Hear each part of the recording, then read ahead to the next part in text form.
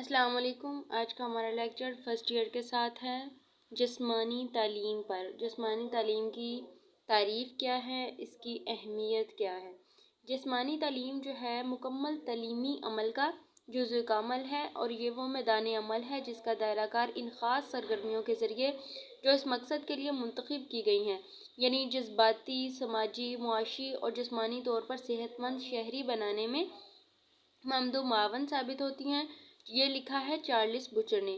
اب دیکھتے ہیں کہ جے بی ناش کے نزدیک جسمانی تعلیم کیا ہے۔ جسمانی تعلیم علم کا وہ حصہ ہے جو بڑے عضلات کی حرکات اور ان سے متعلقہ رد عمل سے وابستہ ہے۔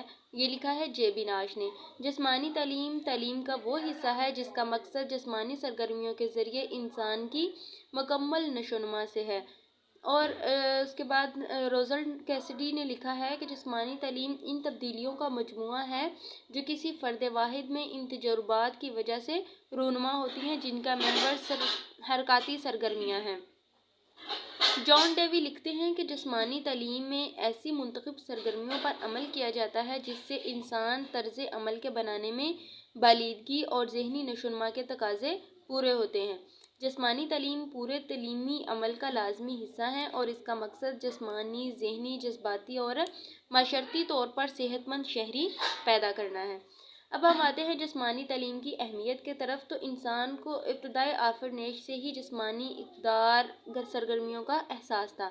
زمانہ قدیم میں تعلیم کی ابتدا سے پہلے جسمانی سرگرمیوں معاشرے کے مخصوص مقاصد کے لیے استعمال ہوتی تھیں۔ کبھی یہ کارآمد اور مفید مقاصد کے حصول میں کام آتی تھی اور کبھی یہ سفلی خواہشات کی تکمیل کے لیے۔ پہلے پہل انسان جسمانی توانائی اپنی بقا کی جدوجہد میں حصول خوراک کے لیے اور پرخطر ماحول سے بچاؤ کے لیے استعمال کرتا تھا، اور اپنے احساسات اور جذبات کا اظہار عموماً اختراعی سرگرمیوں اور ہم آہنگ حرکات کے ذریعے کرتا تھا۔ اس کے بعد پھر جنگی تیاریوں میں جسمانی اقدار مثلاً حصول قوت، قوت برداشت، مہارت طامہ اور تیز گامی کو اپناتا تھا۔ یہ حقیقت ہے کہ قدیم روم کی تہذیب جو ہے فرصت کے لمحات کے غلط استعمال کی وجہ سے اپنے المناک انجام کو پہنچی۔ ان کے ہاں جسمانی اور ذہنی انحطاط اس لیے رونما ہوا کہ وہ بے عملی کا شکار ہو گئے تھے اور جانوروں سے بھی بدتر زندگی گزارنے لگے تھے۔ دور حاضر میں تہذیب و تمدن کی روشنی نے دنیا کو منور کر دیا۔ اس لیے یہ سوال اب ذہن میں ابھرتا ہے کہ کیا اب بھی ہمیں اپنے اور اپنی آنے والی نسلوں کے لیے جسمانی توانائی اور موزونیت کے پروگراموں کی ضرورت ہے یا نہیں۔ دور حاضر میں انسان جو ہے وہ بے عملی کی زندگی گزار رہا تھا۔ اب پیدل چلنے کی بجائے ہر جگہ سواری میں سفر کرتا ہے، کھڑا رہنے کی بجائے بیٹھا رہتا ہے، اور اسی طرح جسمانی سرگرمیوں میں خود حصہ لینے کے بجائے بلکہ تماشائی بننا ہی کافی سمجھتا ہے۔ سائنس کی تحقیقات کا دعویٰ ہے کہ جلد ہی خودکار مشینی آلات جو ہیں انسان کا بہت سا کام کرنے لگیں گے، اور اگر یہ دعویٰ درست ثابت ہوا تو سوال پیدا ہوتا ہے کہ انسان جوہری توانائی اور خودکار مشینوں کی بدولت حاصل کردہ فالتو وقت کیسے گزارے۔ تو وہ وقت جو ہے زیادہ تر سینما، ٹیلی ویژن، ریڈیو، موٹر کار کی سواری اور ایسے ہی دیگر مشاغل انسان کو ان سب جسمانی فوائد سے محروم کر دیتے ہیں جو مشینی دور سے پہلے اسے میسر تھے، یعنی تب وہ جسمانی سرگرمیوں کو زیادہ ترجیح دیتا تھا۔ یہی وجہ ہے کہ اب تعلیمی اور جسمانی نوعیت کے مشاغل کے بجائے ہمارے ذہن تخریب کاری اور پریشان کن تفکرات اور دیگر دنیاوی مسائل کی اماجگاہ بنتے جا رہے ہیں۔ ایک طاقتور قوم کی تشکیل کے لیے معاشرے پر ذمہ داری عائد ہوتی ہے۔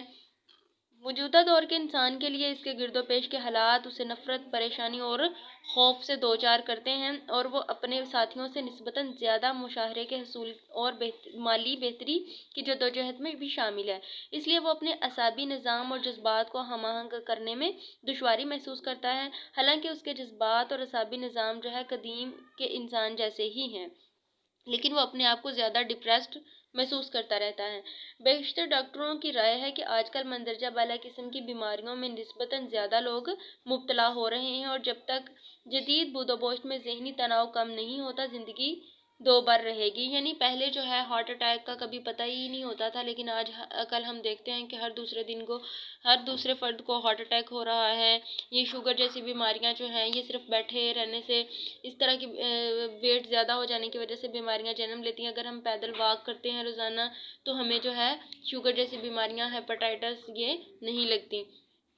تو اس کی وجہ یہی ہوتی ہے کہ انسان جو ہے سیڈنٹری لائف سٹائل کی طرف زیادہ بڑھ رہا ہے، جس سے مختلف قسم کی بیماریاں جنم لے رہی ہیں۔ اللہ حافظ۔